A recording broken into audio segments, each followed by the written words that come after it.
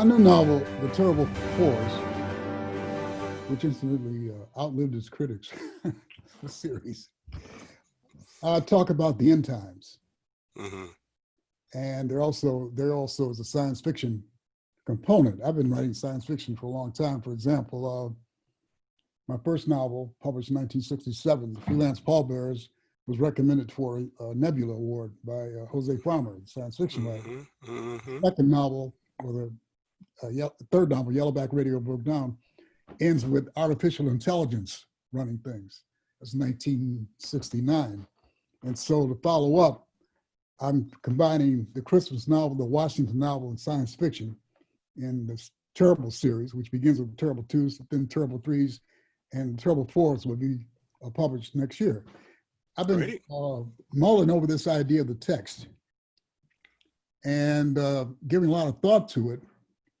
I think that so-called Western civilization, which they wouldn't have without Muslim scholars who rescued the pagan book, so-called Aristotle, translated Aristotle, and who gave them trigonometry and algebra. Western civilization is burdened by two myths, two end times myths. One is from the Northern Europe, the Nibelungen or the Götterdammer, or the sagas, Thor and all these characters, and it ends in the end of the world. And then there's another myth that comes from the Middle East, which also ends with destruction. Some people float up to paradise, others remain behind in hell. So I think that what we need is a new story. Now, I've studied Yoruba for a long time, and I'm thinking that Yoruba, even in Hindu, you have an end times where the world's destroyed. Yoruba and some other stories, life goes on, life continues. For example, in Yoruba, we continue through our descendants. And so, for example, there's a drummer called Baba Tunji. You all know Baba Tunji? Oh, yeah. Okay. Father again. Baba, Father, Tunji again. And so life continues. And other stories, Native American and others, where life continues, but we are burdened by this end times thing where the world is destroyed, two competing myths. Like, for example, I wrote a piece that was published last week. We have something called Sons of Odin. You know about the Sons of Odin? This is part of a political movement. Like these guys, these people who stormed, who wanted to kidnap the governor of Michigan. This stuff is entering politics, and like Trump calls himself not the creator, but the chosen one. And this ends with the destruction in Israel and apocalypse, in which the Jews who do not convert to Christianity are destroyed. So we have these destructive myths entering into politics. It's okay as long as they're in literature and painting. I mean, Michelangelo's beautiful, man, with all these people ascending to heaven and other people being damned. But now they've entered politics. So I think when I talked about looking for a text, I meant new stories that are life promoting instead of death promoting and self-destructive. Great. Well, so we get this notion of the narrative being very important, and its accessibility. I know I will be carrying this discussion on when we're engaging Octavia Butler in November, because there are several interpretations musically that have happened with her work. But I was referencing earlier having listened to Conjure and this whole notion of interpretive translations of your work, primarily through jazz. And so I was wondering about that process, that immersion, how music has a very important role to play within this discussion, especially, but within the larger discussion of how we engage and communicate with one another as well. So your thoughts then on jazz or other music relative to their significance in these times, especially within the context of this discussion in Afrofuturism? Well, I play jazz myself. You know, it's easy to write about it than play it. That's what I've discovered. I have a CD now, Ishmael Reed Quintet featuring Roger Glenn and David Murray. And we're working on a blues album now because I wrote a piece about Oakland blues, and the blues are becoming extinct because the kids like hip hop. So I'm doing an album called It's Up to the Old Folks to Preserve the Blues. So I want everybody in nursing home, senior citizens home, take up blues. We have to preserve this great tradition. But, you know, some of our most active storytellers have been blues musicians. And they were very political, like, you know, so-called A.B. Lincoln, Max Roach, Charles Mingus. All of them have protest jazz, as opposed to soft jazz like Birth of the Cool, which I like. You know, I dig Birth of the Cool, but this was hard charging, aggressive, you know, important music for the freedom movement, for politics. So jazz has always been a storytelling vehicle, even in the blues. You know, the blues are about politics, interpersonal relationships. And I think the blues people are probably more original than jazz musicians. Jazz musicians improvise on the basis of show tunes, Tin Pan Alley. But when you go to the blues, these are original songs about everyday life. It's more of a proletariat democratic form. So I think, yes, the musicians have been storytellers when it was against the law for Black people to write. Which is still kind of like against the law because the New York literary establishment that runs things only accept one or two at a time, even though this is probably the golden age of Black writing. This is a golden age of Black writing. I'm an editor. I see a lot of manuscripts. Guys from prison send me 500-page novels. So what the colonial department does is they pick and choose the natives that they will deal with. So I think that jazz painting, I think we have to throw the whole kitchen sink.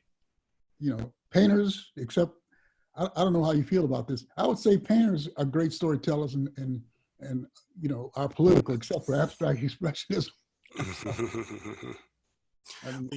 I think abstract expressionism was a deal where only if Black painters are abstract expressionists could they get in the galleries. And I had a conversation with Thomas Hovind, who ran the Met at the time.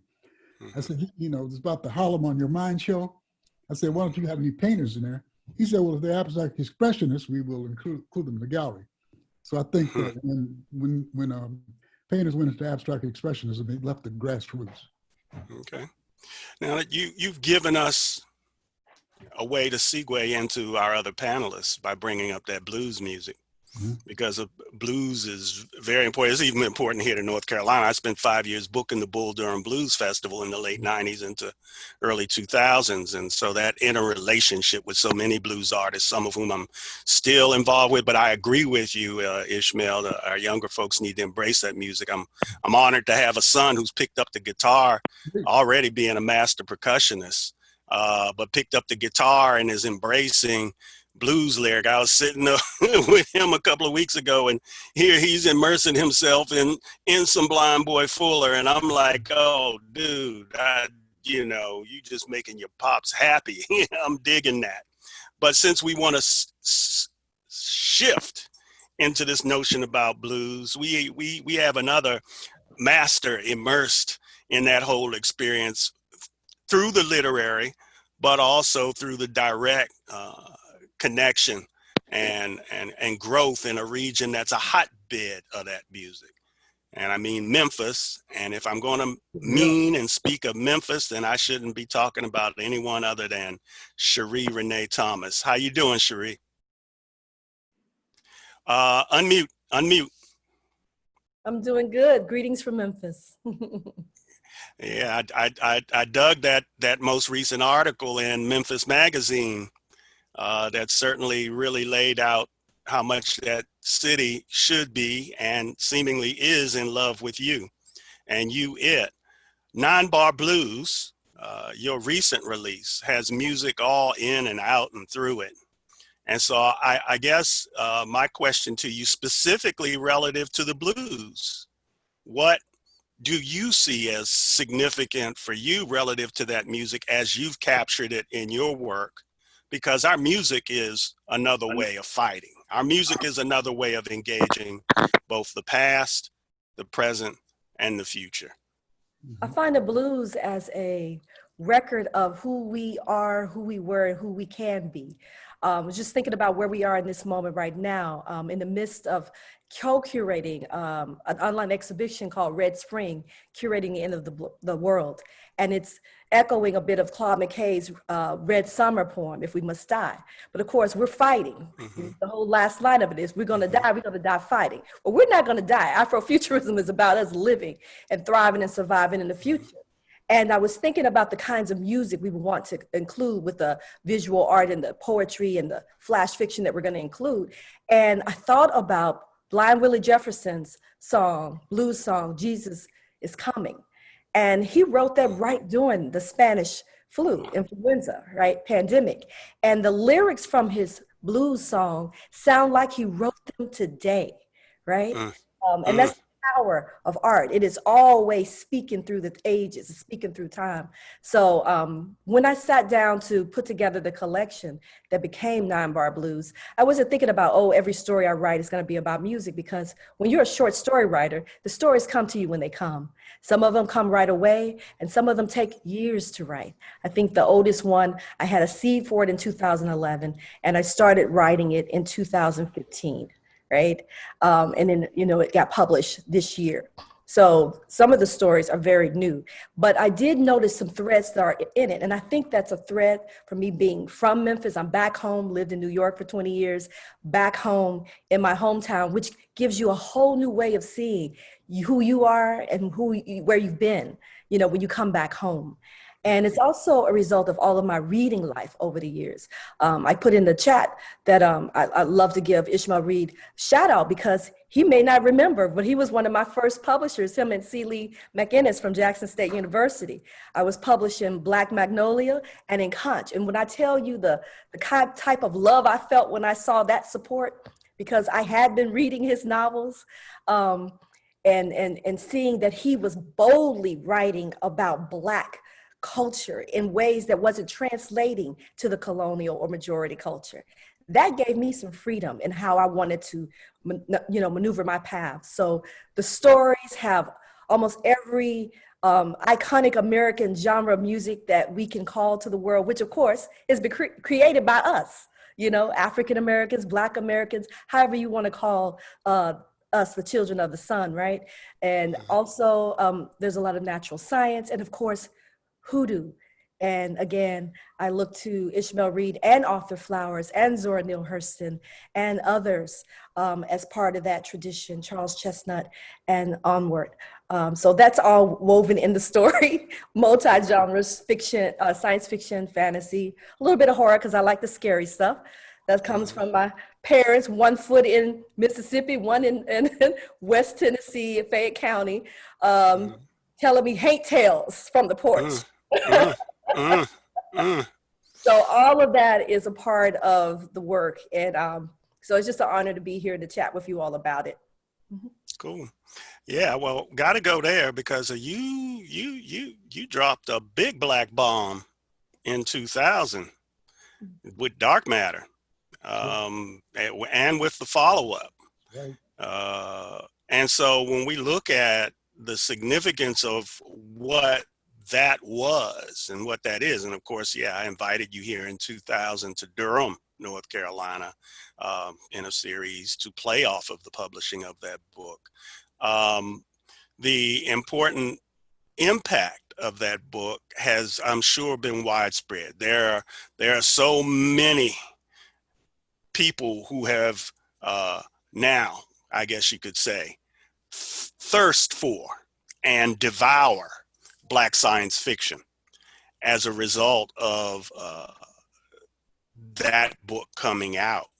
And so I just wanted to ask you, what have you seen? Now, granted, it's been 20 years hence, but what have you seen? This is our anniversary year for your book. So yeah, power up. Yeah, what do we say? Onk up. And so I wanted to know your thoughts on that now that you're in a 20th anniversary year of your baby having been birthed and having wide and various impacts What have you seen as the impact? What are your thoughts on that? I've seen some of our wildest dreams come into reality. I've seen the conversation move from Black people don't read and write science fiction to this a given and everybody. Obama's wearing their Afrofuturism, African futures, Black speculative arts, however you call it. All of them are wearing the capes. It's a mainstream thing in a way, which is kind of interesting. It's a good thing and a bad thing, but it is here. We're here. There are so many writers reimagining the work who've been probably doing it all along, but now there is a path for them, either self-publishing or some of the larger publishing places, some of the smaller presses. They're getting the work out there into the hands of readers, and it's making an impact on the way we discuss this body of work that's out here. I'm just excited to see the continued growth. Whenever we innovate and create something, there's always someone out there that's eager to try to erase it or to commandeer it and reclaim it for their own purposes. And so that is something that I've just been observing and watching in the conversations. One of the things that I had started doing that I hadn't done before was I started acknowledging the fact of the work that we did in there. I mean, out of those collections, we have 6-time Bram Stoker Award winners, Pulitzer Prize winners, National Book Award finalists, all kinds of amazing honors, but also people who have gone on to create even more amazing work that we were just hoping would be out there in the scene. We have scholars who have gone on to place this work in the larger context of the Black Art movement and other movements around. And that is really gratifying, because when I did Dark Matter, I talked with Charles R. Saunders, and I talked with the late David Earl Jackson, and of course my agent Marie Dutton Brown, who was the agent for Dark Matter. And between talking with them, I was able to have faith by going into the archives of the Schomburg Center for Research in Black Culture in Harlem and checking out and realizing that what the book that I wanted to read as just a reader for pleasure didn't exist yet. And they helped give me the courage to pursue it and to think that it would be okay if I pulled W.E.B. Du Bois's stories out of his Dark Water collection, right? And discuss it as science fiction, because it hadn't been done before. That hadn't been done before. And there's a lot of other things that hadn't been done before. So to see that now just be a given now, that everyone talks about, is a wonderful thing. It's in my lifetime. So I'm just like trying to create more space, create all the space that are coming out right now. And we have even more exciting things on the horizon in terms of this body of work that didn't used to get a lot of respect, didn't get a lot of ink, let's say that. And now it's actually in the forefront of the conversations to describe the world that we're living in now, which is the world that we have always been living in. And we're hoping that it will be a path to creating the world that we want to live in, if that makes sense. Yeah. Yeah, I like, as many of us say, we are our ancestors' dreams come true. We are the manifestation of their wishes, their desires, their expectations. And so I think in the long run, when we start to look at, what you've manifested, there were a lot who probably wanted to be in the mix, in this genre, so to say, having their work sit on the self-same shelves and as it manifested in Dark Matter, in close proximity with other Black folks who also took to heart. I don't know if it would be appropriate to say that everyone in that book is a nerd, but I would say I grew up in that context, first starting to read science fiction in the late 60s. Most people think I'm a young man, but I'm old as dirt. So when we look at that, and Ishmael touched on that as well, just initially, Hoodoo literature. You just named off those names, but let's dive into that a little bit more. Its significance, its representation, how it's represented, and more importantly, how important is it that the culture, the belief, the practice the utilization, the word alone, be sustained as we move forward in the 21st century? I think it's important to talk about the practice of hoodoo as a living, dynamic thing, not as something that's a static thing that goes back to the past, not something that is just a set dressing, for people, and not something that, as Arthur Flower says, is just black cat bones and marketeers. But it's something that represented how we as a people looked around the new world that we were in and found things that reminded us of where we come from, whether it was the spices, whether it was the herbs and the plants and the animal life. And we brought our gods with us and our faith with us, and we renewed it with what we found around us, the indigenous culture around us. And we found a way to create a space for healing in one of the most inhumane systems that was being created and innovated on the earth, right? So we're in a new kind of slavery that the world had not experienced before. One that not only steals your body in your present time, but chooses to take your children's too.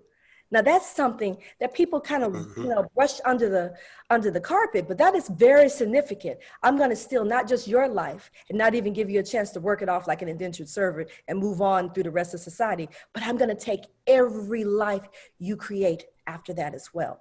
So how do you survive in the midst of that kind of oppression and that kind of darkness?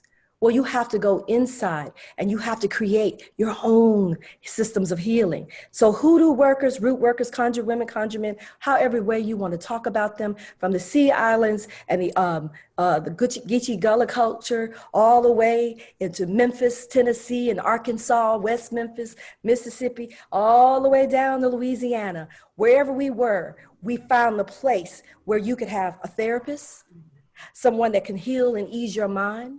You found a life coach, right? You found midwives who could help you birth babies into the world. They were the people that help you birth yourself. So I like people to put some respect on the name of hoodoo. That's what I would like. Put some respect on that name, because it gets treated sometimes as the stepchild of the African traditional religions, right? I remember David Earl Jackson telling me a long time ago when I first moved from Memphis to New York, right? And he had mentioned going, of course, he was very close with Marta Vega of the Caribbean Culture Center, right? A powerful, powerful force in her own right. And he was there with, I think, Danny Dawson and some others. And he said, they went to we called it the Witch Doctors Conference that happened in Brazil. It's a gathering of people from Yoruba traditions and all the other traditions that come from, the origins in West Africa and had changed once they got across the big water, right? So they're in Brazil and they're looking at Candomblé, and there was Santeria and Lacume and all these other traditions, right? And he said, but they didn't have anyone from hoodoo. No one had a representative of hoodoo because they didn't consider it as part of the community. And I think that's a great disservice to the powerful work and the spirituality of the practice that comes from the same source, all right? People are constantly trying to speak down on African-American or Black American cultures. I like to talk a little bit about the anti-Black Americanisms that's happening, not only in the Afrofuturism community, but beyond it in other areas, as if we haven't created, as masterful as we are, our own culture on these shores that not only stays here and lifts us up, but gets taken all around the world and reclaimed. By the time we look up, they say we haven't created anything because they've already co-opted and doing something else with it, Tell it. Yeah, I'm gonna preach today since we I mean, I think it's important to talk about that because the minute people want to say, that's not Afrofuturism, or that's not, we're gonna do something over there. I find it's a common thread is that you just don't want to acknowledge the source. You want to acknowledge we're good. Everybody wants to. We have a big table buffet of beautiful art, music, and culture that we let the world enjoy. You can come and sit at our buffet any day. But when we go and reach for your food, our hands get slapped back, right? It needs to be a reciprocal invitation out here, you know, so I just wanted to put that out there. But yes, Hoodoo, put some respect on the culture, on the tradition, on the history.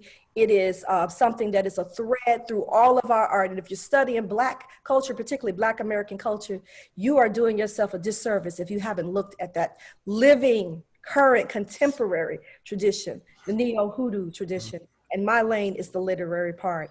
And I have great company, and so I'm feeling good about that. Great. Zora Neale Hurston, as I share with my students in my Black popular culture class, when we embrace blues and the like, this whole notion of Zora Neale Hurston, she saw that value back then. You know, she was collecting the lyrics of the blues. She was collecting the foodways. She was collecting hoodoo, right? Immersing herself in that culture. Great. Now you done really set off the rocket.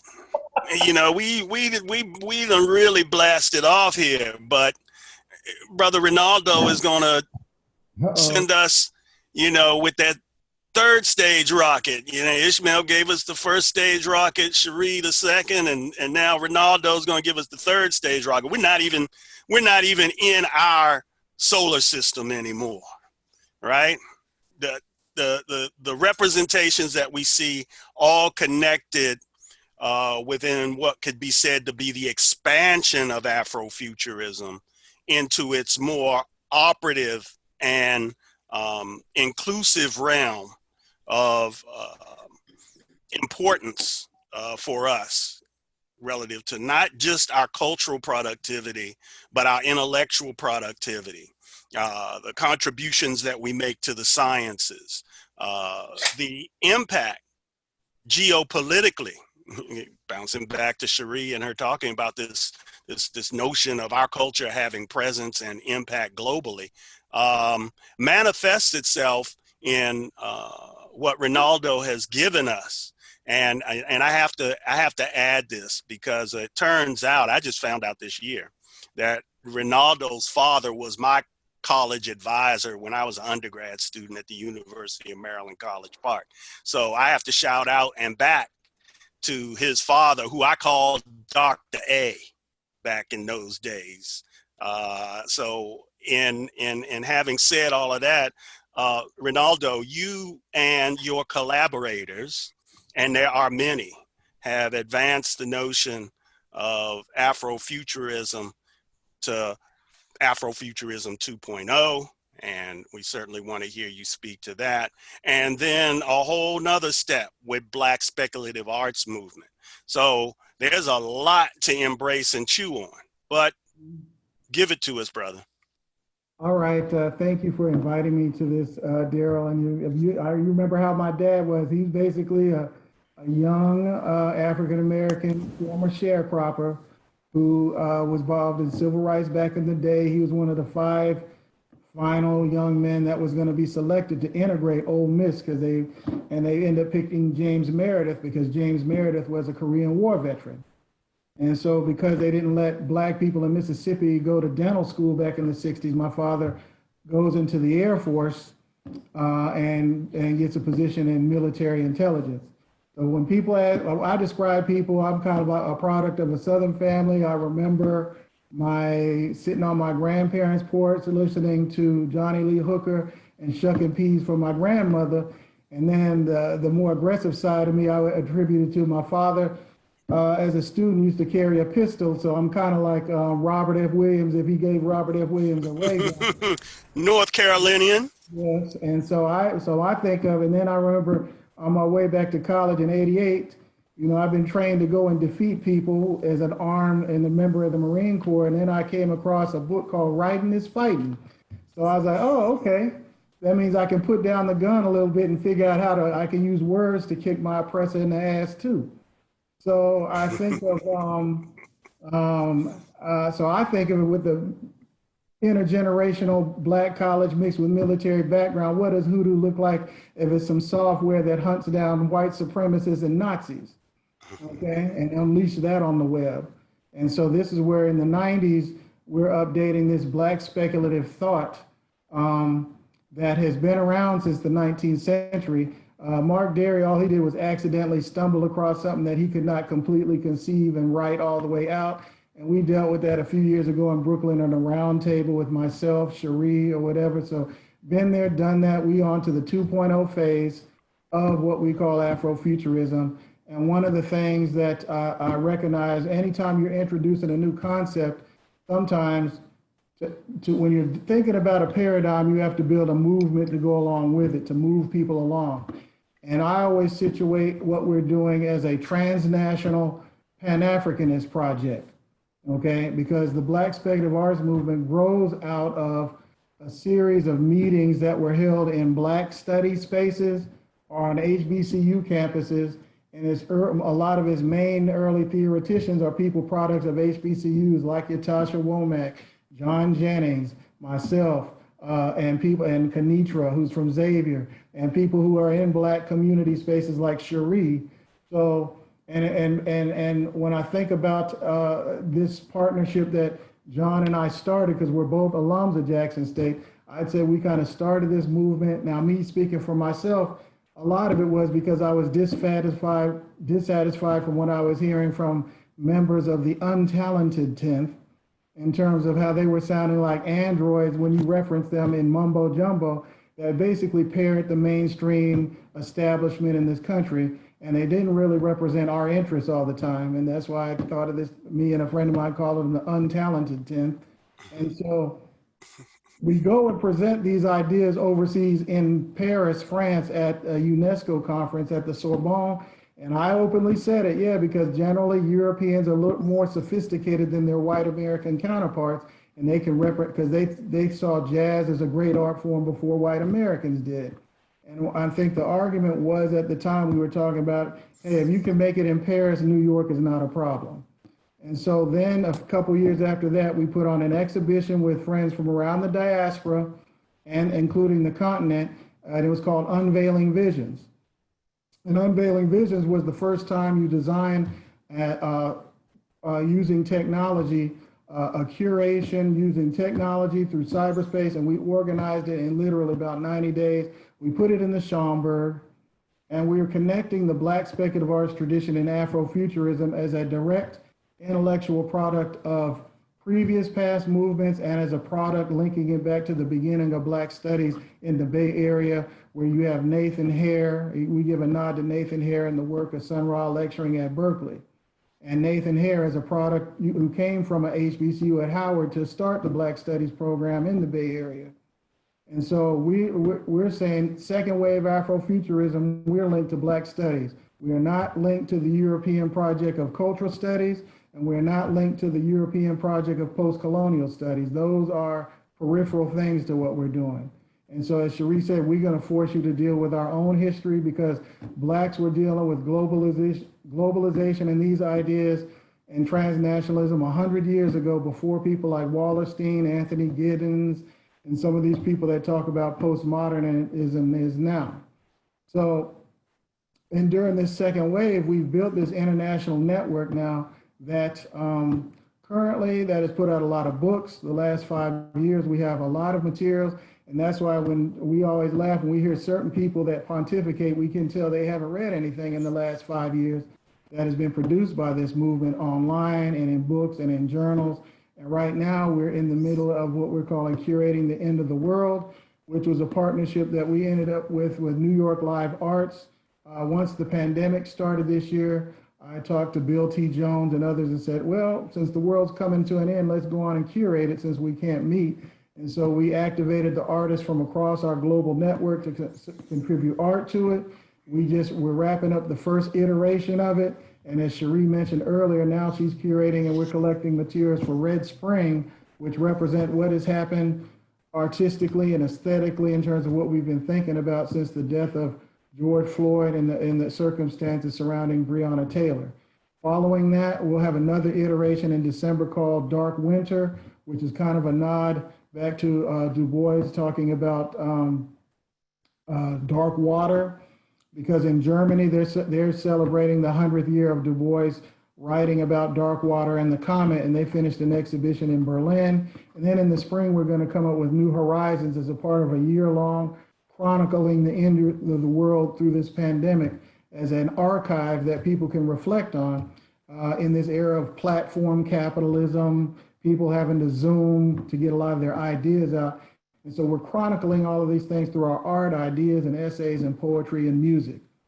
And a central essay to that kind of brings us where the movement is now. We're talking about the Black Angel of History. Now that's different from the last angel of history that Walter Benjamin's talking about, because he's dealing with melancholy and monopoly capitalism and believing in Nietzsche that God is dead. But in the Black diaspora, in the Black world, God is not dead for us, because we still dealing with Shango, Chukwu, and whoever else that we deal with on a local level, and we're incorporating it with technology, our politics, and whatever. So, and we're basically saying that as Afrofuturism continues to get stronger, we're no longer concerned about the European project that people call Western civilization as it collapses. And I always argue, I'm like, see, Black folks, we were here before there was such a thing called the United States. And so therefore we can imagine being here after the United States is no more.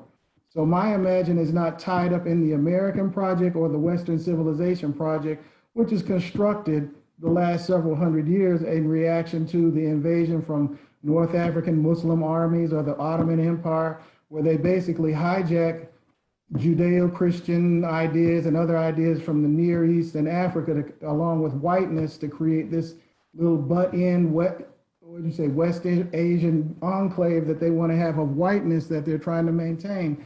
So the current wave of Afrofuturism is chronicling all that. And along the way, we're kind of having some family arguments about, getting invitations to the table, as Sheree says. And then some people that's trying to be relevant because of this. Now, half of these Negroes that's out here talking about it now are only writing about it because they didn't feel included in the world phenomenon was this. So you have some academics that are trying to rebrand themselves mid-career because nobody's interested in what they're talking about. Or you got some people on the continent is mad because we don't reference the village that they came from when their argument is really a post-colonial argument instead of an argument with us. Because we have Africans, we got Black folks from all over the world, from Asia, the continent, that are a part of collectively putting this together. So hopefully I put that in a coherent way that can elicit some questions and some fruitful dialogue. You ran it down, brother. You got it all in. I unfortunately, I don't have any more questions for you. No, that's not true. But you sounded like you had your class sitting in front of you. You do know that, right? Hey, look, I was trained in the military. I remember a gunnery sergeant. I was going to make sure my kung fu was excellent. Come out.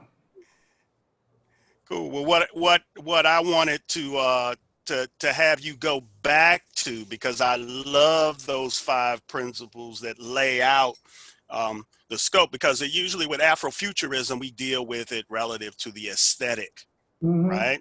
We deal with it as literature. We deal with it as music. We deal with it as visual art, right? But that expansion that you have given, hip the people. All right, what Darrell was dealing with, he accidentally stumbles across these people, what we're doing. And that was okay for like a little snack to get people's interest, but we try to lay out a whole meal where we're not dealing with just aesthetics, we're talking about a philosophy of history. So for example, if I just want to deal with a philosophy of history, I could go from Martin Delany up to now, looking at, Martin Delany, when he's talking about the hut, he's talking about Black people's situation in the world at that time, saying we need our own nation state. Because obviously at the same time across the world, you have the Meiji Restoration that's getting ready to pop off, where Japan knows they got to adapt to modernity and have their culture adapt to it.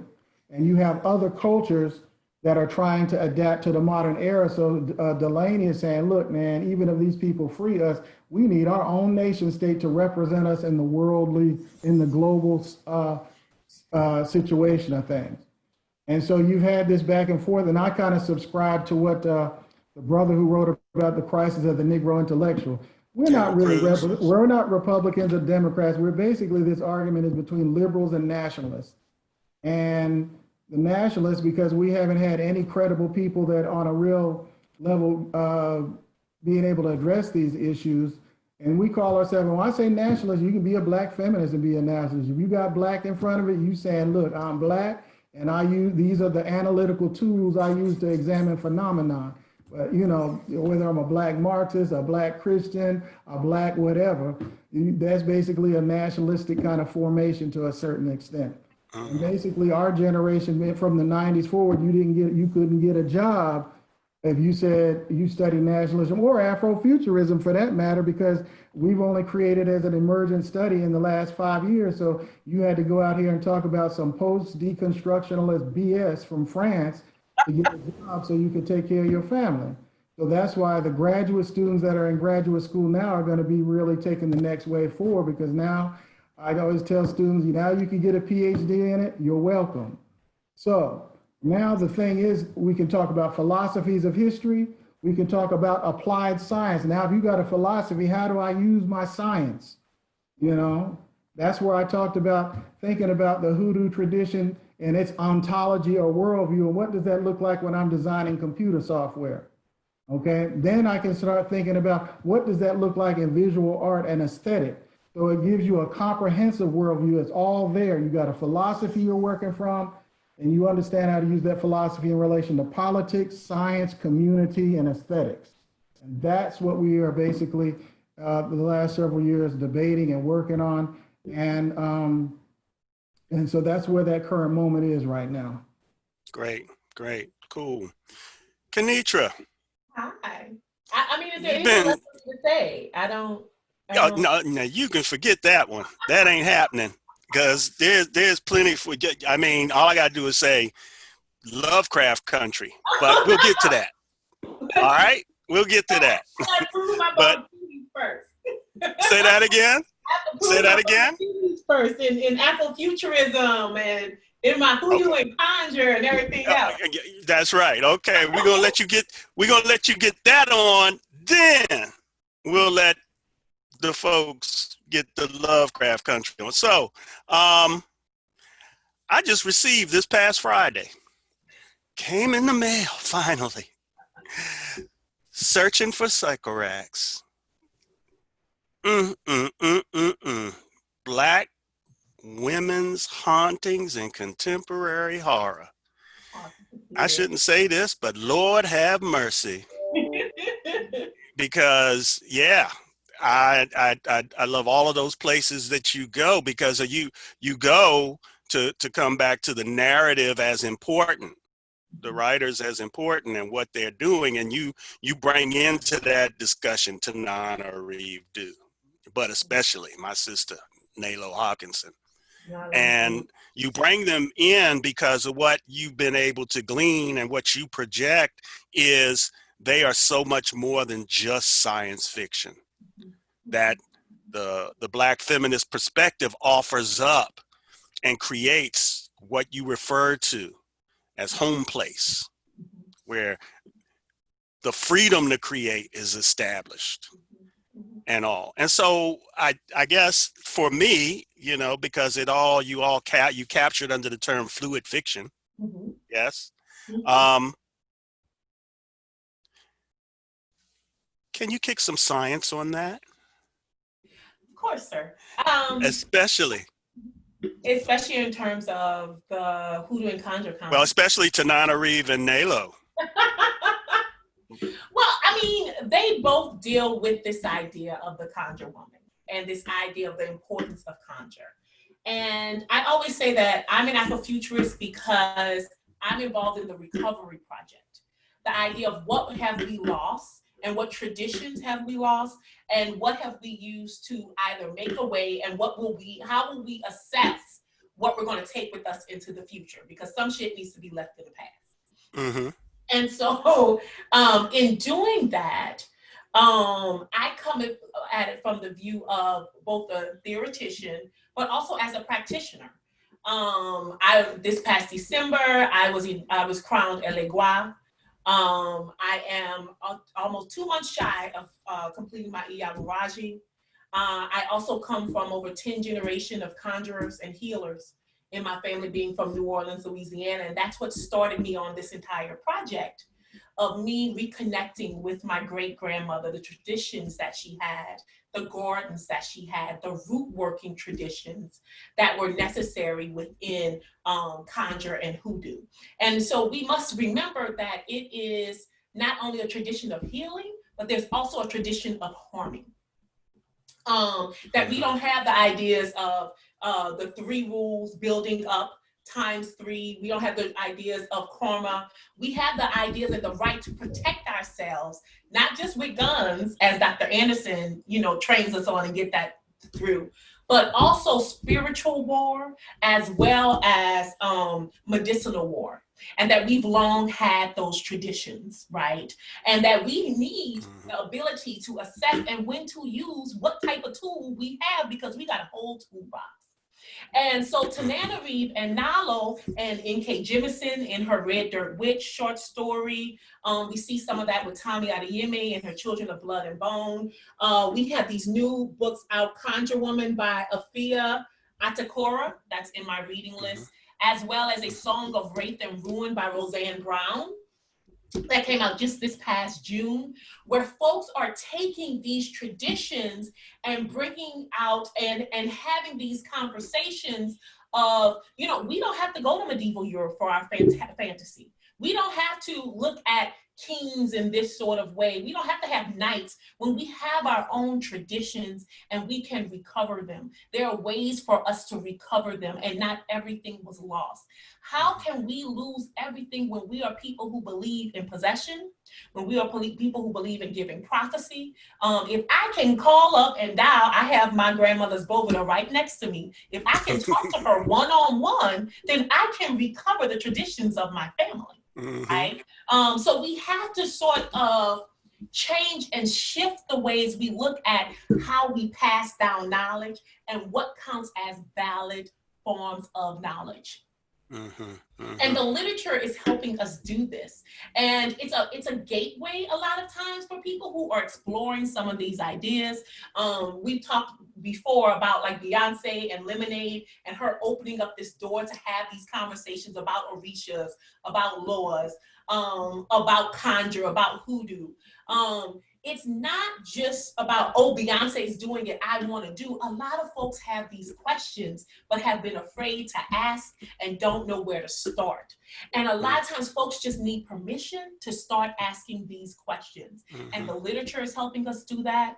The music is helping us do that. The art is helping us do that, to start to have these conversations openly, right? We have them within the Black arts movement. I think a lot of times we have where younger folks have more financial freedom or the ability to move apart. I mean, listen, there's some things you can't do because you in your mama's house. You just can't. You can't have an Orisha living there. You can't call down the Loas. You can't have a Bovida. You can't, now there's much more maneuverability for Black folks to say, you know what? I got an apartment, or I got some roommates. I don't have to listen to what my mama said or my daddy said, who are, within the strictures of the Black church, which is based on a lot of hoodoo and conjure anyway, but don't want to admit it, right? So we have this opening up of a necessary conversation that I find fascinating. And, like Sheree said, conjure and hoodoo are living traditions.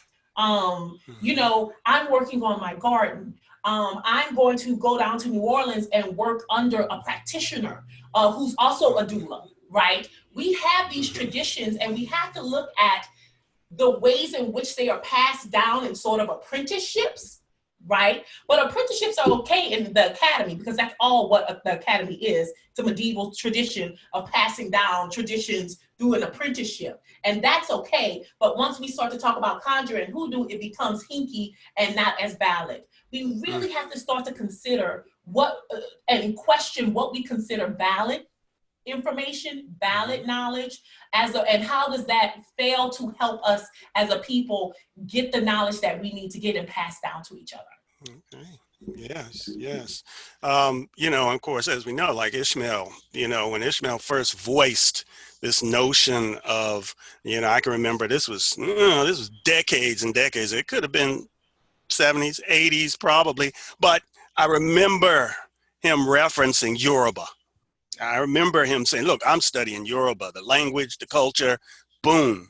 And so this tradition of immersion, and there's so many other artists and activists and others who I know who have taken on this immersion in Yoruba alone, but the notion of Afro spirituality and its manifestations and its derivatives, as Sheree has referenced, inclusive of Hoodoo.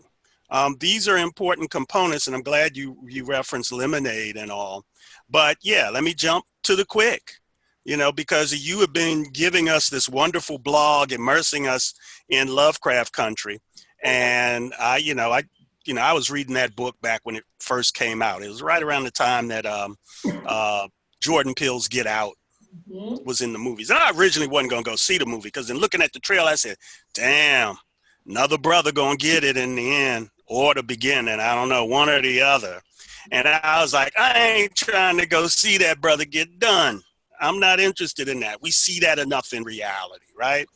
My daughter, she went and she was talking about it. And so I broke down. I said, okay, I'm going to go see it. And I went and saw it. And I was like, oh, damn. You know what? Jordan Peele's next project, it should be Lovecraft Country. Because this is right where he's at.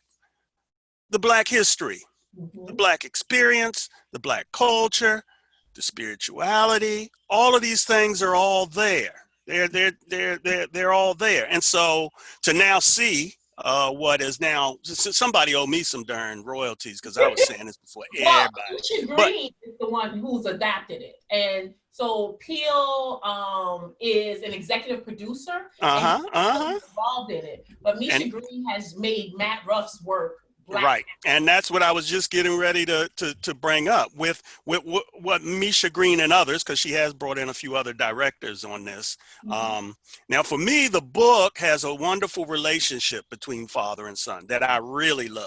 You know, I see a little bit too much of the toxic male in how the series is playing out, but they're starting to warm up with one another.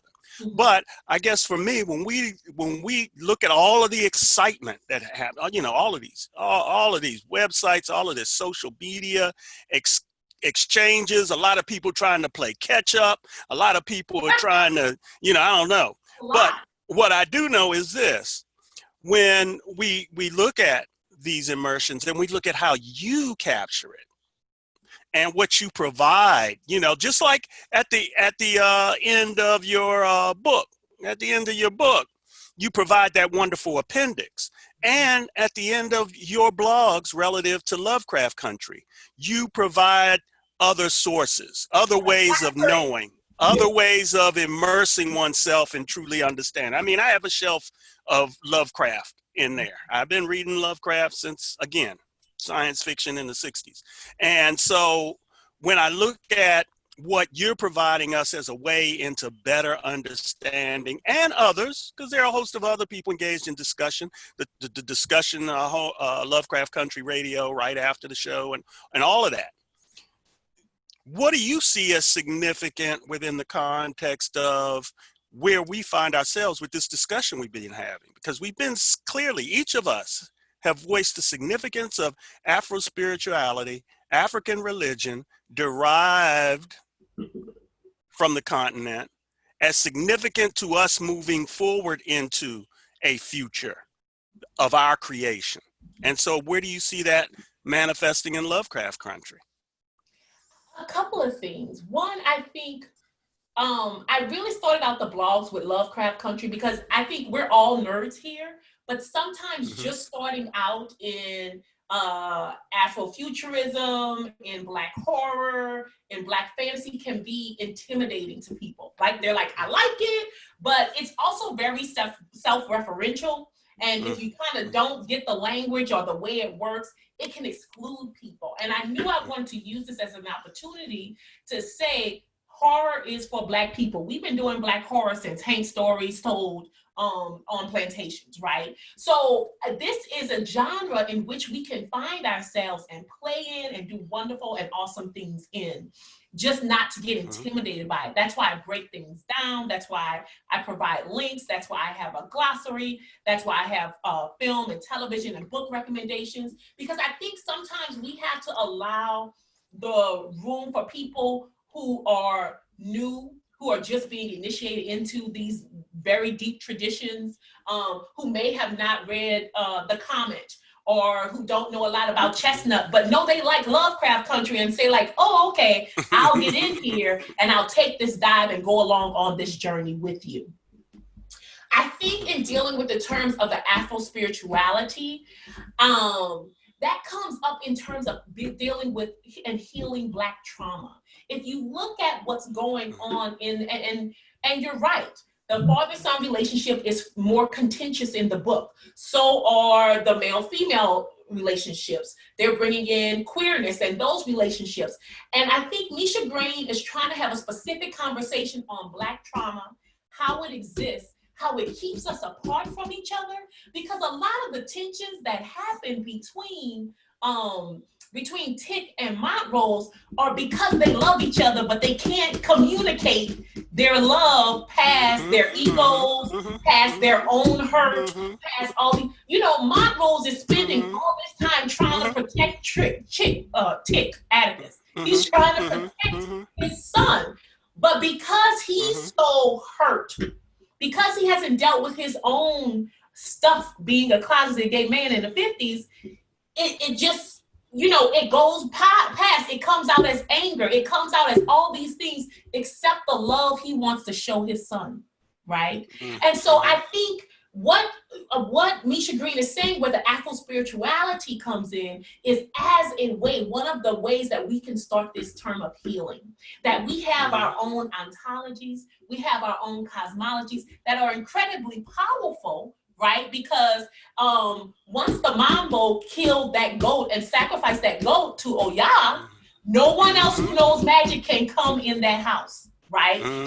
She made one of the most powerful abodes you can do, a blood abode at the door. She fed the door of that house, right? Which goes across many African spirituality religions, right? The power of blood, and the power of blood to protect the house at a door. No one else can enter that door that is not welcome to those people. And she's saying that we have our own traditions, we have our own powers, and that we can gather the knowledge of our Afro-spiritual traditions and team it what we've been forced to learn through European traditions, and those two together, because we always got to know they shit and ours too, right? And we can use that to battle and to win this war against, but also to heal, right? Reynaldo and I always get in these conversations about like war and going out, and if things break out and whatever, and I'm always like, okay, Reynaldo, but what you gonna come home to, right? We need something to come home to get us through the wars that we're going through, right? And we have to make sure that we have the healing from the trauma those wars caused, and that caused the causes that instigated those wars, right? That we are healed so that we can enjoy our victory. And I think Afro spirituality is one of the keys that Lovecraft Country is working in there. Great. Let me just say this. I got a heads up from Kim. What I want to do is just I don't have any more questions specific. I want to give each of our panelists, a final word of sorts relative to what we've all discussed, and then go to the questions. And yes, Kim, we don't want to stop at 6:30. Okay. And if that's okay with our panelists and the folks out there, we're going to just go and we might get exhausted. Nah, we're going to get charged. We're going to get healed. We're going to get empowered. So don't worry about that. So Ishmael, we've moved through some discussions, and a lot of these discussions have gone through territory that you have immersed us in over the decades. Afro spirituality, Yoruba, writing is fighting, all of this. I just wanted to know your thoughts as this panel has unfolded and things have been shared. Your observations, your thoughts. Well, I'm receiving an education, so I can like go out toward my friends tomorrow on Facebook. All the new stuff I've learned. As a matter of fact, Sheree saved me from a lot of embarrassment because I thought that George Schuyler was the first science fiction writer, and then you expanded that tradition. I think what faced my generation was that we were not told that the African religion survived the slave trade. And we were educated to be Europeans. That's still happening. You look at the curriculum. I have students in my class who can't identify Phyllis Wheatley. So, or Irish students who don't know about the Great Famine. So that was our task. So I came to Hoodooism through the Celtic revival, because during that European education, I ran across gods that didn't sound like the other ones. And I read Yeats and I read the Irish Circle, and I found that, I figured out that this was their response to colonialism. They would go back to their indigenous roots. And I said, well, how does that relate to me? And so people in our families, the older people, were always whispering about a religion that didn't sound like Christianity, you know? So my grandmother said, well, you know, be careful about where you clip your hair and how you dispose of it. That didn't mean anything to me, because I was part of the Enlightenment, the Age of Reason and all that kind of stuff. And so I met these rebels in New York, Amiri Baraka, Askia Torre. I first heard the phrase Black nationalism from Askia Torre, whose poem, as you know, Dawn Song, is like the manifesto of the Black art community. In fact, we shared an apartment together. And what he did was to point to Egyptian and African sources. So these are people who studied African languages, they studied Arabic, and the establishment didn't know what to do with them. They still don't know. Although there's a revival of Black arts now, but during that period, Black arts was frowned upon. And the older writers like Robert Hayden and all of them were really nervous about it, except for Gwendolyn Brooks. She defected from the establishment and got a Black publisher, for which they never forgave her. So I started studying Hoodoo on a tourist basis. And that led me to find that you really have to thank the Haitians for keeping those religions alive, because they expelled the colonialists, which made it possible for these religions to thrive. Now, they had to use Catholicism as a mask. And when I went to Nigeria, I found that the Orthodox Yoruba people reject that. They figure that Catholicism is an intrusive religion. You know, Shienka, he said that he gets along more with a follower of Santeria than a Muslim. I mean, I don't know if you remember that comment, but what happened is that Catholicism was used as a mask because of colonialism in this hemisphere, which points out the genius of African religion. It's absorptive. So if you go to Guadeloupe, you have a Krishna in the African pantheon, you know. You have the Virgin Mary, who is a mask for Urzuli, okay? I always wondered in Hoodoo why the St. John the Conqueror root is twisted, you know, like a serpent. It refers to Damballa, one of the oldest religious symbols in African religion.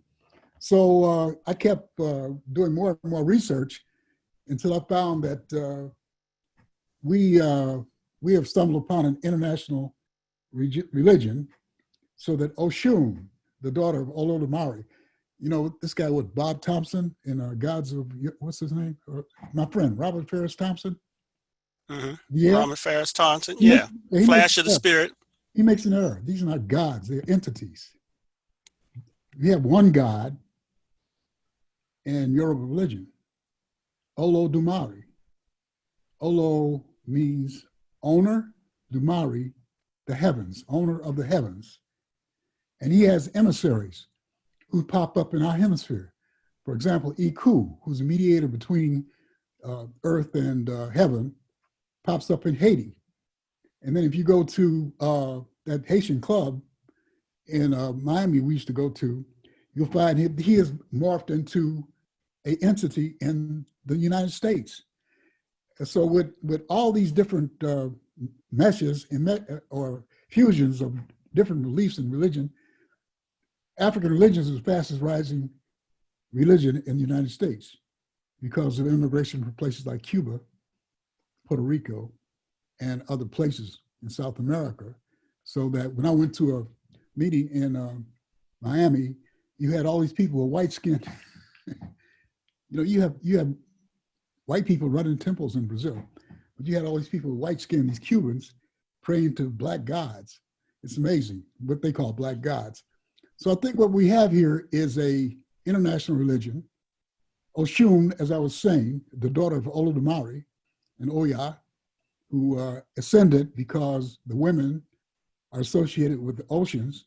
And so the so-called slaves who came to this hemisphere acknowledged the women who guided them across the ocean. So you have Imana in Brazil, and she is associated with the water. And so every New Year's Eve, you get people from all races and all stations coming to the beaches and acknowledging Imana. So what we have is an international religion where Oshun is celebrated in Atlanta, in Brazil, and in Nigeria. So that's what we have upon us. And what we have is a lifetime study. Maybe my generation made some primitive excursions into it, and I can see that members of this panel are continuing the research. Yeah. In Durham, the Heitar Heritage Center, which is where I worked, which I invited you to, Sheree, back 20 years. The weather vane on top, it was, that observation that I made, that the weather vane is a recreation of Yemanya. And, knowing that church was built in the late 19th century and that it was iron workers who know the power of symbol, who chose to put that representative piece on top of that former church, which is now a cultural center.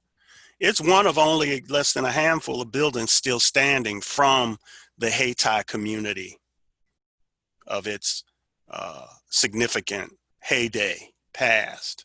And so these representations are there. I don't know. Sheree, you want to add to any of the discussion that you've heard? But right after Ishmael brings in, go ahead. Don't forget the contributions of Catherine Dunham, who lived in Haiti. Oh, yes. And found a connection between the rights in Haiti and the possession that goes in the so-called Christian church, which in this country is used as a cover also. Matter of fact, one more thing. My Yoruba teacher, says that the reason that it was easy to convert blacks to Christianity is because Eshu, and Jesus have the same phonemes, and they do the same thing. They're mediators between the other world and the present, crossroads figures, okay? So don't forget Catherine Dunham. By no means. Sheree. I'm glad that he brought up Catherine Dunham because it makes me think of Eugene Redmond, who I understand is going to be speaking in another part of this series very shortly. And of course, he's publisher, editor of Drum Voices Review. And that publication is also one of my early publishing homes. So I just feel like I'm going through memory lane here in terms of my writing. But thinking of the celebrations that they've done of Catherine Dunham's work and her history, I remember one particular issue that Drum Voices did that was all about Catherine Dunham. It included photographs of her dancing in Haiti and some of her other performances and her interviews as well. So thank you for bringing up that wonderful powerhouse of a person who when I first came across her work, I thought of her as in this tradition of Zora Neale Hurston, but as a performer as well. I think right now we're at a crossroads with Afrofuturism in terms of where we may go, where we may follow in Black speculative arts. The term, when it was being discussed early in the 90s, was more of an abstract term that was pretty academic, I think, in nature, and they were looking at things that we're still exploring today. The digital divide, especially this pandemic, has revealed that we still haven't, dealt with inequity in this country and so many other levels. But having everything be on Zoom and on, having children having to work from home, and then finding out that whole school systems in neighborhood zip codes don't have enough bandwidth, to do that kind of work. Here we are in the 21st century having those same conversations. But the other part of the crossroads that we are in terms of Afrofuturism, and I see that as a lens or a source code that people are constantly mediating as they see fit in the communities where they are, how it works, right? It has more of a political grassroots element to it as well. You see from someone in Detroit using Afrofuturism as part of her mayoral campaign, right? The platform. And you say, well, what would that look like? Well, I'm thinking of the work that Sisters Walida Imarisha and Adrienne Marie Brown did in the anthology they edited called Octavia's Brood, Science Fiction and Fantasy from the Social Justice Movement. Those works using Octavia E. Butler's work and others as like a case study for people who are social workers in the community, solving very difficult problems, in the community, not, outside of it, and using science fiction as a tool, as a problem-solving tool, as a place where you can talk out the issues, explore it from a fictional point of view, and then go back into the real world and figure out how to address things like, asthma, because you have 7 bus depots in Harlem, for example.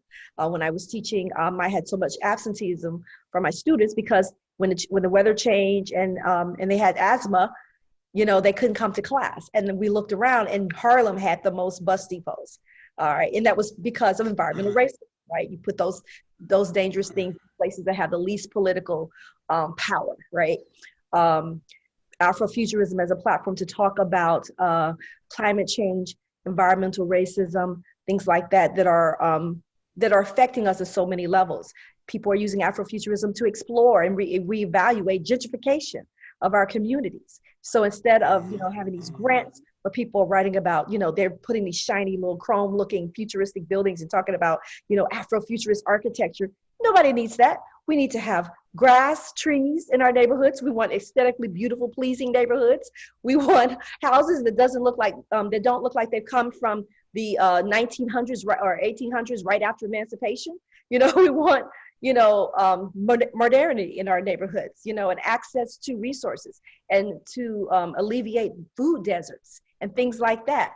And the redlining that still follows us in this nation. So there are so many ways that Afrofuturism can and is being used to reimagine our different relationship to the land, our different relationship to each other, and a different relationship to technology, where instead of Black bodies being the tools or technology being used to experiment upon us, we are finding out ways to freak the technology so that it serves us. And that's fighting out racist algorithms on the social media platforms and all kinds of things. So there's just a lot of room. And yes, it was, thank you, Ingrid Lafleur is the sister who used Afrofuturism as a political platform in Detroit. But so it's just a good a crossroads because it's more, it's not a space where you can just be theoretical anymore, right? And if you're not about the project of uplifting and helping Black life in the present, in the now, if that's not a project that is of interest to you, then you're probably not going to have a lot of space in Afrofuturism of today, because it is not just about, writing about things on a paper. It's about how do we create the world in which police brutality is a part of official Black history and official American history, a thing of the past, right? How do we talk about the prison industrial complex as a thing of the past, because we have created a society which has a new relationship to justice, or a society in which the laws are evenly applied, perhaps. All of that is futuristic, right? All of that is science fictional because it doesn't exist right now, right? So. Yeah. Speculative. Yeah. Yes. Thank you, Sheree. We're going to get Reynaldo and Kinitra in, and then we're going to go to our questions. Yeah, Afrofuturism, Black speculative arts as activism. Reynaldo, you care to comment on what we've heard from your other panelists before we go to the questions? All right, one of the things I wrote about it in the manifesto, and you can see the extended version of the manifesto is published in Cosmic Underground, which dealt with a lot of those things that Sheree just talked about, and also in the Comet Afrofuturism 2.0 that is early kind of selling out in Germany at the moment, that Dr. Natasha A. Kelly has put out as a result of our Comet celebration we had a couple years ago in Berlin. As it relates to politics, like for instance, my background and formal training is in communication studies, which is an interdisciplinary degree.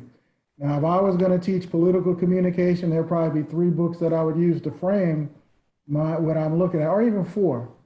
One, I would definitely look at Richard Rosecrance's book, The Rise of the Virtual State.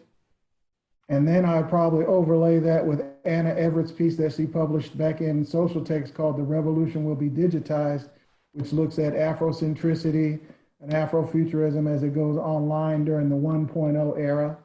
And then probably update that with reading Nick Snierch's book, Platform Capitalism, that he put out recently. And so the politics you do, and now we're engaged in platform capitalism now, and the new kind of monopoly kind of forces that are entering in as a result of the pandemic, because the pandemic has accelerated all the trends that were happening before the pandemic, such as resegregation, the wealth gap, have all been accelerated by the pandemic. And I know I think that based upon the data I've looked at, Biden and Harris are going to probably win. And I think young black people ought to keep marching on them and treating them just like Trump and them as the same people, as members of the 1%, until they get what they want, because the Biden-Harris ticket is not going to be able to deliver us what we want. And so we're moving to this era of the virtual state and surveillance capitalism and so forth. I don't like being lumped in with this people of color nonsense, because on a global scale, China is not our friend. They are looting Africa just as efficiently as white folks have. And they are an imperial power now. And in many ways, the Chinese are teaching the African kleptocrats how to loot their own people, which is why I think some of the people that claim this new term called African futurism, really, they're just having a post-colonial debate with why their countries are jacked up with the people that's running them now, instead of, and they need to probably look at that as probably the politics of African futurism in the post-colonial context, with China as just as exploitive as the Europeans are. And so that probably is the politics of Afrofuturism at the moment. It's going to look a little bit different post-COVID than it did pre-COVID. You're going to have, I believe the elites are already talking about forms of vaccine nationalism and ultranationalism that's going to become more extreme after the pandemic, simply because during the upcoming economic downturn, the developing world is not going to be allowed to continue to, is not going to be able to print money like the developed countries will, in terms of, and I don't know what that means as far as the value of your currency. So a lot of the Afrofuturists now, we're in terms of the second wave, we're dealing with aspects of smart contracts and blockchain technology and other vehicles. And when we generally talk about this movement as a transition movement, as a transnational formation, and then something like African futurism is a more local post-colonial formation. So people can choose to be a part of the transnational Pan-African aspect of this, or they can participate in the post-colonial localized aspect of this. And they can kind of, one is a more progressive international formation, and the other is a much more reactionary anti-Pan-African formation, which deals with the local post-colonial perspective on this, largely in response to xenophobia, migration, and a paucity of resources at the local level in Africa. As I remember, the activist, she's a member of the Economic Freedom Fighters, told me in South Africa, our Afrofuturism has to be a politics of the stomach. So they're dealing with how they got to eat, whereas maybe a young kid in North St. Louis is dealing with lack of access to broadband technology. So in one place, their terms, their kind of futuristic take on it. One is dealing with food. Another location has access to broadband technology, and another place might be something else. And so you got to look at this on a spectrum from what the Pan-African transnational formation is looking at versus the localized post-colonial formation is looking at. Great. Kinitra. Mike, unmute your mic. Unmute. Oh, sorry, that was me. Got it. That was me. Hey, so I'm very interested in the politics of the home, in the politics of healing, in the politics of lack of trauma, in the politics of increased communication, in the politics of food access, of gardening, in the politics of creating a home place, of a safe space in which Black folks will get to be, and Black folks can rest from fighting, and Black folks can heal each other, and Black folks can get past the bullshit that limits us, and past Black folks kicking their family members out for being gay or trans, past Black folks realizing that the simple nuclear family ain't never helped us, that we must look at these broadening ideas of aunties and cousins and uncles and grandfathers and et cetera, how we've always had this expansive view of family. But also the politics of, the cookout, who we try to let in and give permission in and all that stuff. None of that shit. So, as Sheree spoke about, us having a banquet laid out and people taking from our banquet and, won't let us get in on theirs. I think we should pick up the blanket and go do our own thing, but that's just me. I can be mean. But also very focused on us. Very focused on,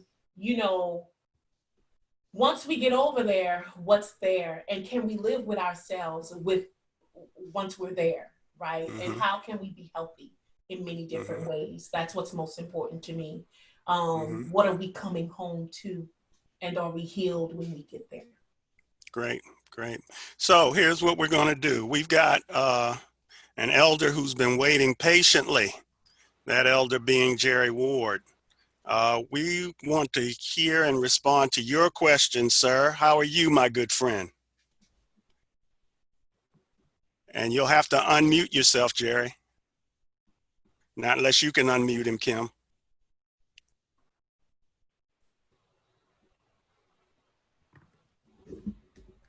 If you click on... Are you talking about me, Glenn? I'm talking about Jerry Ward. Can you hear me now? I'm sorry. Yeah, go ahead, You Jerry. can hear me, Jerry? Go ahead, Jerry. It's good here, Glenn.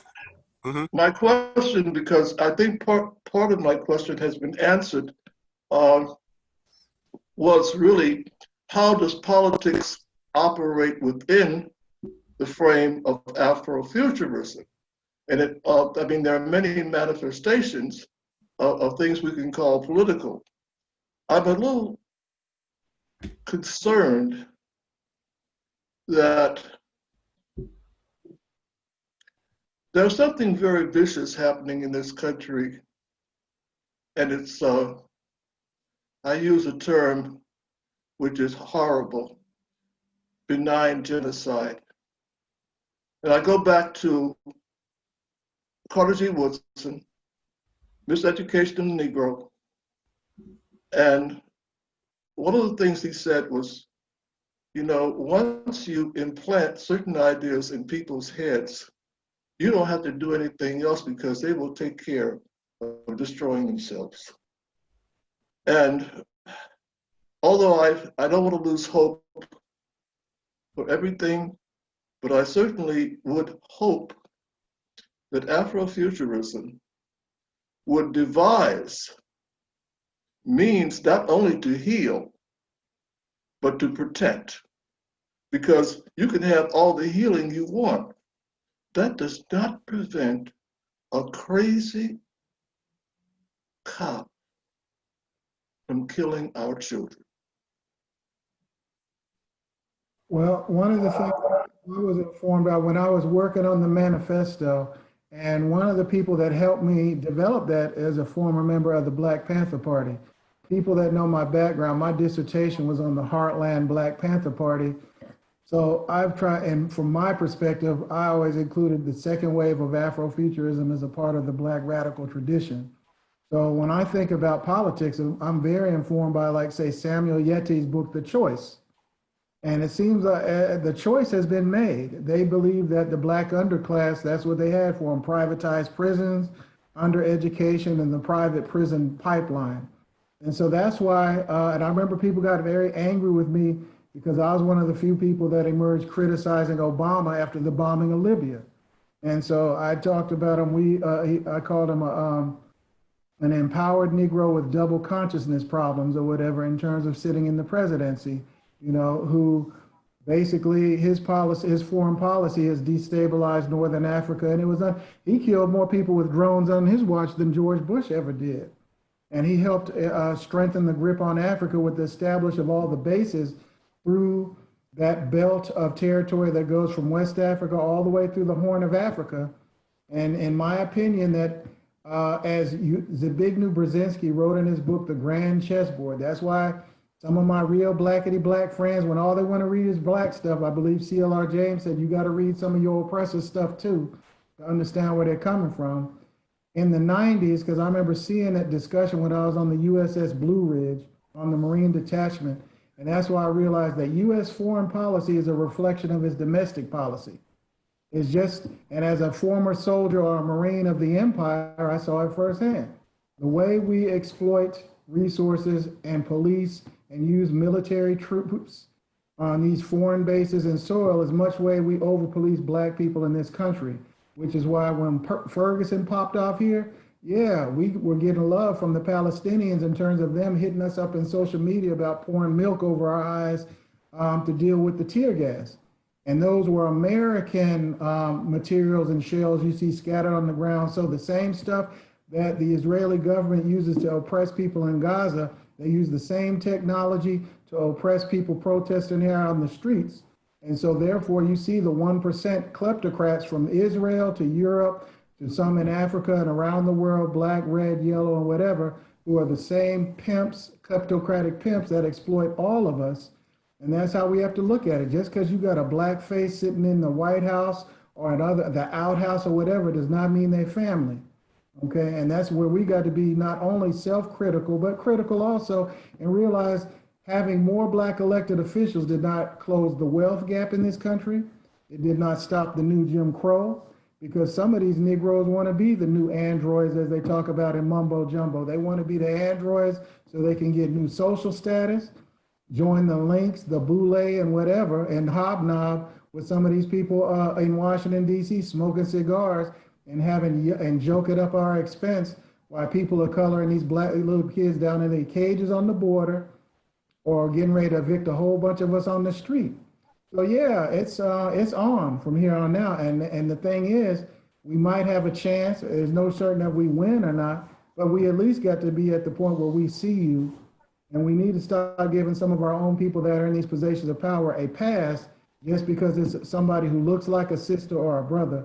And the same kind of ferocity that we could, like, if I contend that if a white person had been president, you would have not have seen the U.S. support for the bombing of Libya and the destabilization of North Africa. Because one of the things they said when I was in the Cold War, as a military person, they said at the time they were worried they could never invade Africa because too many of the black military people would have gone and helped and sabotage and helped fight for the Africans. Okay, but they put a black face in the White House and they made it look like it was all right. And right now, I have a feeling now because if they put Michelle Obama on a commercial talking about the poor suffering kids getting kidnapped, they're going to be making black people in the Sunday schools mad enough to invade Nigeria or something like that. And so I submit Michelle, Kamala, Mamala, and whatever else to the same critique that I would a white oppressor when it comes to using force on black people. All right. I hope that answers your question, Jerry. It does. Thank great. you. Thank you, Mr. Anderson. Yeah. Glenn, I believe you had a question. turn off your mute. There we go. This was a wonderful history lesson. My background is science, of course, but back at Fordham University, Professor Claude Mangum was my African-American history professor, and really kind of opened my eyes about African literature, African-American literature, African history and mythology. And I love the spectrum that all of our panelists have come to this through. Again, my background is science, and when I write, it's informed by a lot of my background and my training. But at the same time, my last name is Paris, and we have a 300-year-old history of bringing some African traditions to this country, that go all the way back to Salem, as you all know. But I've just really enjoyed this. I got out my copy of Dark Matter and dusted it off. I've read many of the stories, and I haven't read it cover to cover, but I've just picked it up. It's on the top of my list now. So I'm enjoying this, enjoying everybody's input. I love the idea of Afrofuturism, but again, I think we do need to be cautious about allowing ourselves to be defined and pigeonholed. So how do you all feel about we are Afrofuturists. How do you feel about the threat of being confined to Afrofuturism? It's as I said before, it's a spectrum from spiritualism to fantasy to realism to science fiction, past, present, and future. How do you all feel about it? We're just starting to call it Black speculative thought, and in the manifesto, I talk about it. This signals a move away from that original coining phrase and is saying Black speculative thought. Now, I'm a pretty complicated beans and Kool-Aid brother, and I'm like this. We don't really have time. I'm not worried about confined. I'm either going to be on the Bad News Bears, or I want to play for the Yankees. Now, and we need to act like, as Professor Ward said, if we know that our collective whatever is at risk, hey, I'll worry about the tags later, but I want to at least make it to the playoffs, and then see what happens, because there were a bunch of groups, when you think about history, that did not survive the advent of modernity. Those groups are no longer here. They were either wiped out by smallpox, whole civilizations got wiped out.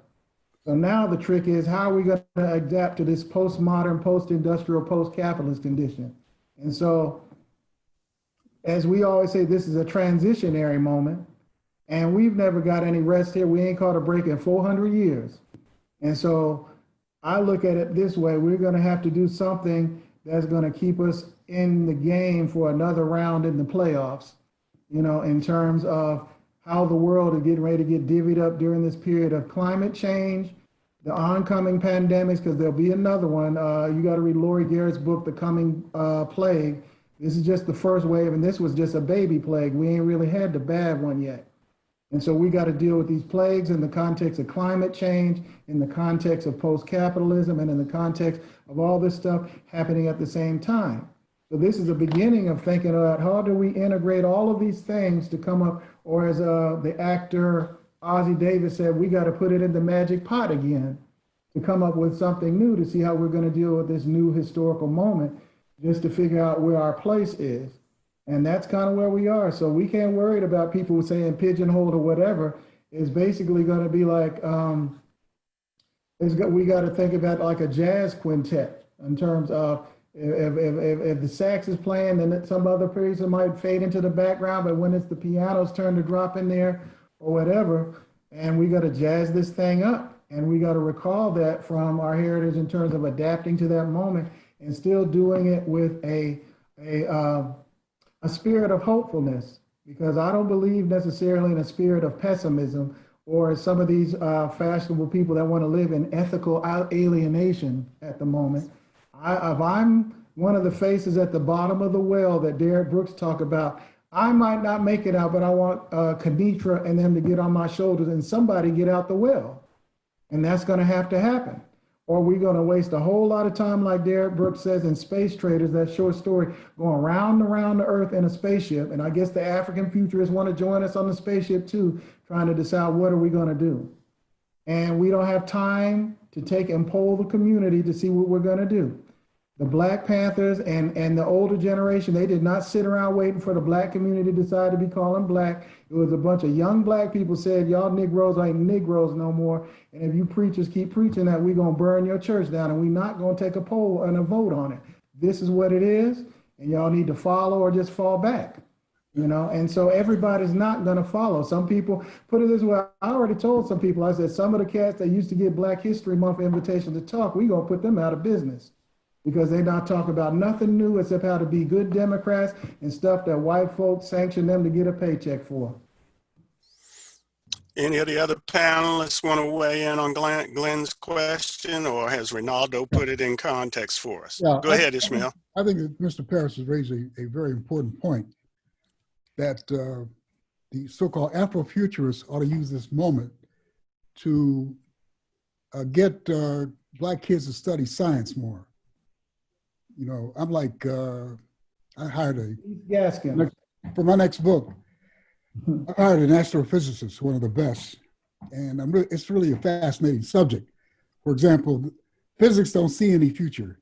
The steady state of physicists don't see a future. The past is infinite and the future is infinite. So there's no future. But I heard an astrophysicist who's a Black astrophysicist. He said that when he lectures, the kids come up to him because they didn't know that Black people could get in such a field, like in the sciences and math. So I think we have this point where Afrofuturists are, and feminists, right? Some of the feminists were down there at Cape Canaveral and designed and figured out the mathematical equation to get us to the moon. You saw that movie. But I think we should use this time, since some people have some publicity, to try to get more kids to study the sciences and math. Okay, one point. Jerry Ward raises a great point.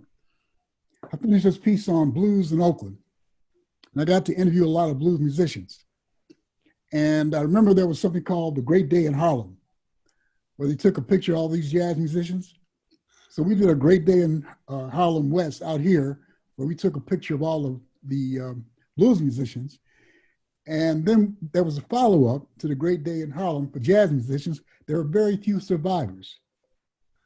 For the blues musicians, only 7 people died. And they were in their 70s and 80s. And I said, well, why did the blues musicians and the survive and the jazz musicians don't? And I asked E.T. Scott, a Black blues singer, and she said it's because we're like a family.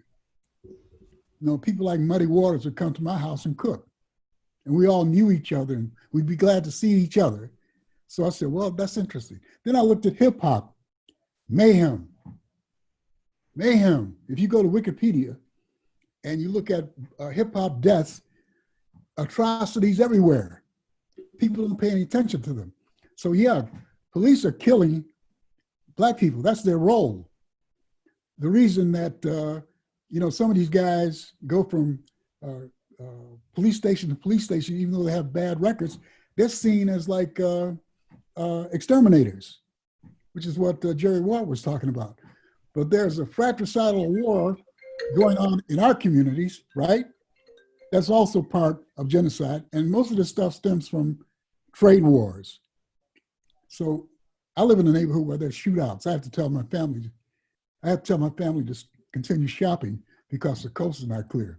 Because we had 2 crack houses on the block, and they would exchange gunfire, but they couldn't shoot straight. So I asked the police to get some of these white kids to come in here, white kids who could like shoot a target of 1,000 feet to tutor them, because they shoot up our cars and everything. But anyway, these are all trade wars. And what happened was when Reagan and them put crack in these communities, that's when Black on Black crime went up. It's like a V, it's like a graph, it's a V, it went right up. So these trade wars are happening and these kids are exterminating each other. So something has to be done about that. Criticize the cops who are recognized as people who know how to handle Black people. And Reynaldo, you in the service, And you know, for example, that during World War II, the black troops in Italy were assigned Southern captains and leaders because they knew how to handle blacks. So we know about that. That's part of the policy of the military and also the police. But what's happening with these kids killing each other? Professor Reed. Yeah. Hold up, let Kinitra get in. Okay. Okay, I just also want to speak in terms of, I think some of what's going wrong with Moderator is going too far into the STEM. And that the work of Latrice Gaskin is talking about how we can blend together the arts with the science of science, with the teaching of science and math and technology and all those things. But I would also say that more Black folks need to become philosophers, because philosophers are the ones who create the actual world in that we live in and show us how to view it, right? Even much more than scientists, because they have to work within the science still of the limits of philosophy. We can create worlds and create realities. So as we are looking at including and expanding in sort of the STEM, the science and technology, and the math, that we make sure that we are also including philosophers and critical thinkers, the folks who can actually shape reality as we see it. Mm-hmm. Yeah, let me add that when we look at first to Glenn's point, no one's seen as one thing. I'm an Afrofuturist. I'm a Black man. I'm an Afro-spiritualist. I'm a soccer player. I'm a scientist.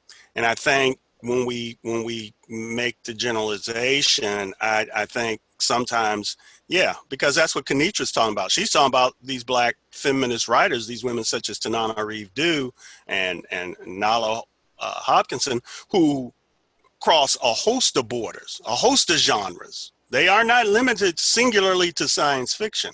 And so I think we have to be clear on that multiple identity that we have.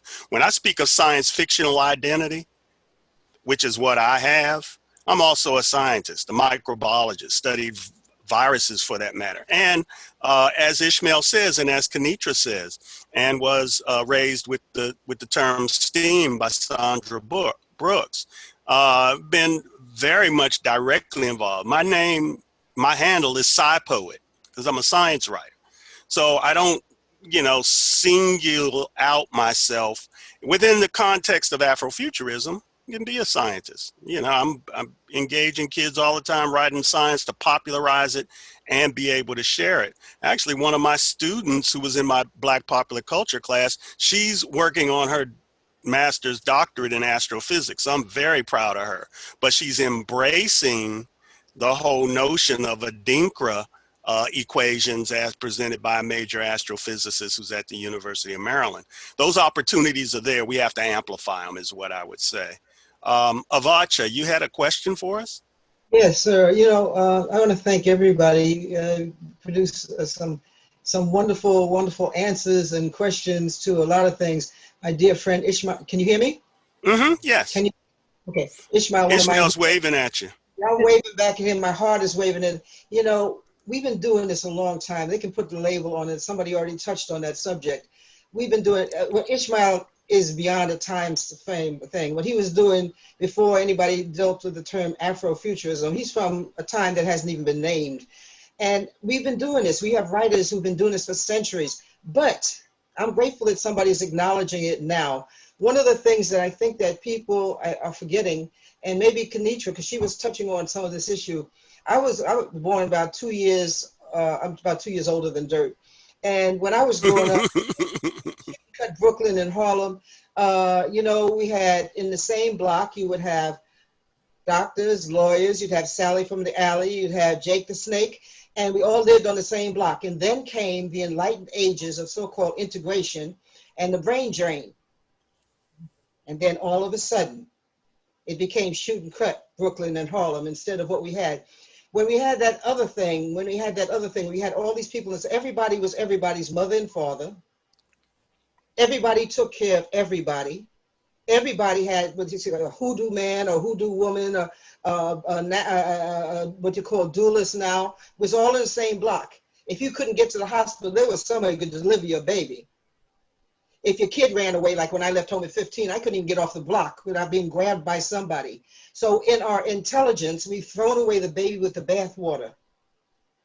When I look at some of the rough kids in the neighborhood where I live in Shooting Cuts, West Oakland now, and I look and I see these young boys or girls looking like they want to kill as soon as you drop a coin on the ground. I can see that cute little baby boy or girl, and other people can't see that. I'm grateful that gift has been given to me. I think that what you call hoodoo or voodoo or lukumi or santeria, we have that gift, but we don't want to see it because we're too intelligent.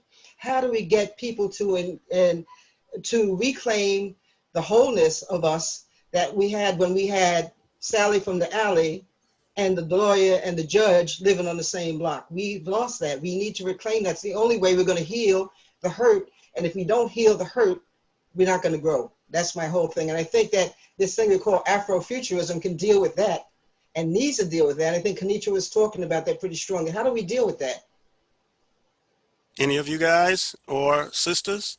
I think, thank you. I think a couple of ways. I think one, it's that recovery project and recognizing the wisdoms of our ancestors, of our grandmothers, of our grandfathers, of our great-grands. And I like what you said in throwing the baby out with the bathwater, because those times weren't perfect, but we need to know how to assess what was useful for that time and be able to bring it forward, right? Because we know queer folks, stuff, women, stuff wasn't always grand. But there was some just basic humanity, basic caring for each other, that idea, an expansive idea of family. We didn't have everyone locked in the houses. Children don't even play outside anymore, right? So we don't have those sorts of community-based things beyond the community center, right? And how do we begin to build community? I think that comes from, there's a severe lack of trust. There's a lack of trust between generations. There's a lack of trust between genders. There's a lack of trust between intellectuals, academics, and other intellectuals who aren't academics. I think we have to have some really tough and hard conversations that I don't know the sort of parameters of how we would get that done, right? We were talking earlier about sort of the tensions between African futurism, Afrofuturism, and, Black folks who are not African Americans and all these things.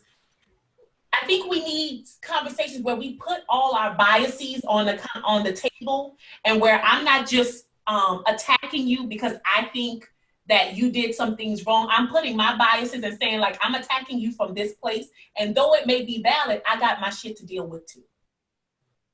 But I don't have that answer for some of those things, because so much of us we're fractured.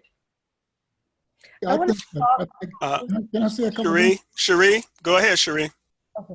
I just love this element of the conversation about reimagining or revisiting our idea of community, what it means to be a part of the city, what it means to be a part of each other.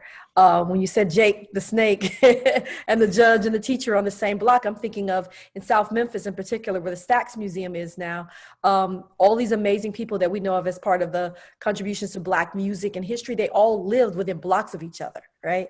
Aretha Franklin's parents, Memphis Slim House, all these, the sister, Miss Taylor, who wrote down gospel, for us for the first time, and arranged so many of the classic gospel music. All of them lived in the same neighborhood, right? So what happened? Yes, it was integration. Toni Morrison has written about, that in some of her novels, what our community was like before integration. Not everyone was a fan of it. So there's that. I wanted to talk also a little bit about the philosophical work that Kinitra was talking about that's actually happening right now in terms of in the tradition of Hoodoo.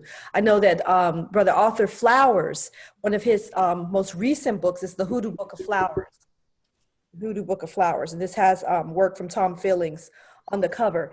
And this is a distillation of some of his some of his most exciting beliefs about our this tradition as a high art, this tradition as a philosophical tool that can be used in the communities as well. So I would really, if you're interested in this kind of work and thought, I would ask you to take this out, because he just published this.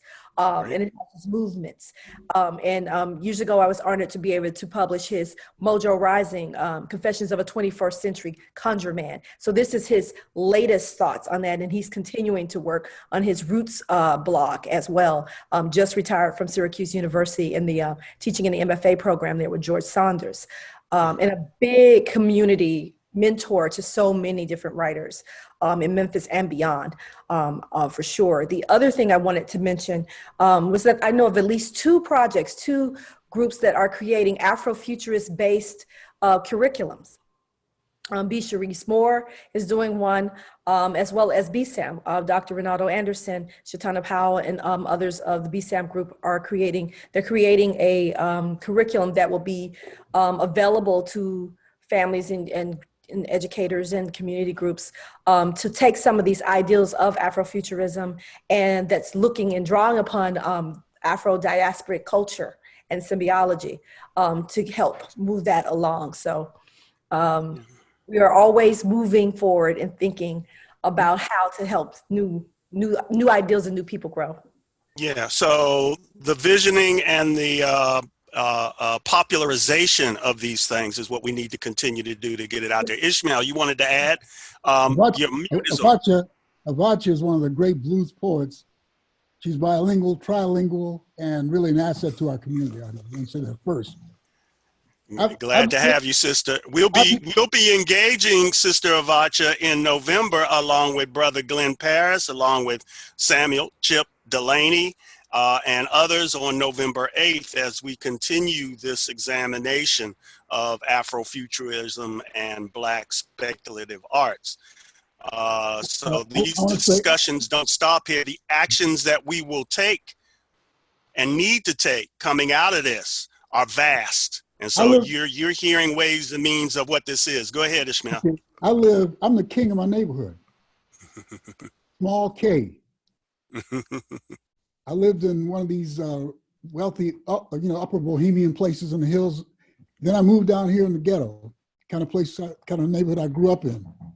I nominated myself the king using that old maroon system. The Black people were maroon, and they nominated kings and queens. And so I run this block. And we don't tolerate any, crazy behavior on this block.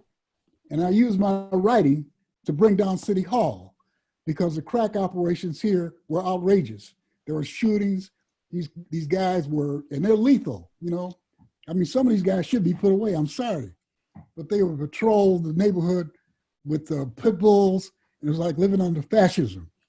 I wrote an article that changed a lot of that, and because the downtown developers and the mayor called me to dinner, and they said, call it off, because you're losing us millions of dollars of investment. So that's what I would recommend. Have some segments of the intelligentsia, instead of saying in the old days we all lived together, come on back to the inner city, be a king or queen of your block. That'll work. Lisa, Dr. Lisa Clinton, did you have a question? Yeah. Hi, can you hear me? Yes. Okay, good. Hi, first I just want to pause and take a moment to just express my gratitude for the panelists and the charging and the wisdom and the insight. Yeah, this is just awesome. And so I'm really new to Afrofuturism, and I made it my business to get here to this call. So I heard you all talking a lot about the prison industrial complex and things like that. So I've been, in the prison industrial complex my entire life, from 12 to 41, and I'm 42 now.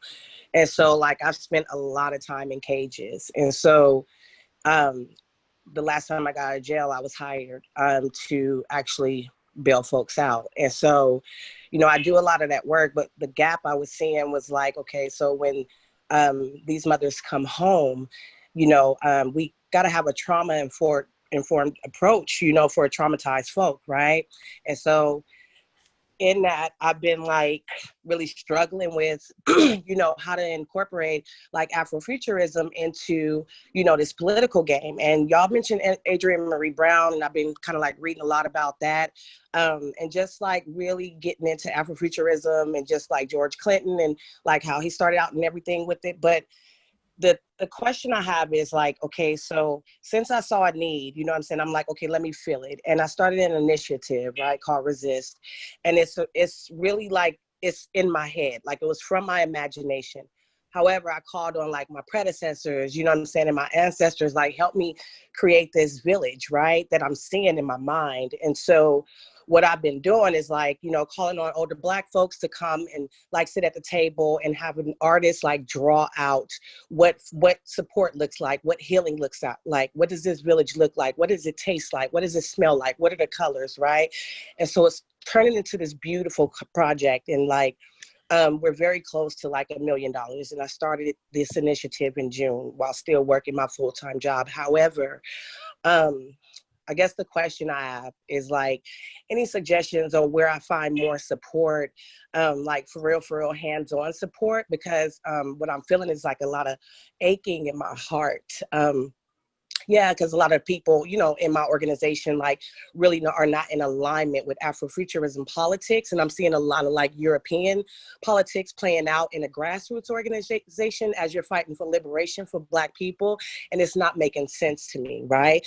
And so I'm really trying to like incorporate more of like who we are, what we are, where we come from, you know what I'm saying? And I've been, you know, a hoodoo doctor for years and have hidden that, you know, but I've been like out with it for like a year, you know what I'm saying? And, but yeah, just like more support, you know, to help me to continue to build this out because yeah, this was, you know, Resist was something that was formulated, you know, from my ancestors in my mind. However, like this is something that needs to go on when I die, right?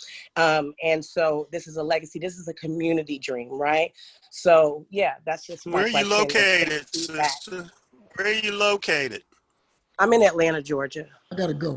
By the way, I'm All from right. San Francisco. Yeah, I've been here 15 Okay. years. All right. People, you hear that? Sister Dr. Linda Clinton is in Atlanta, Georgia. Reach out. She'll reach back. We are about to bring this to an end. Brother Ishmael Reed has just didn't leave the planet, but he did go back to his kingdom, which is a good thing.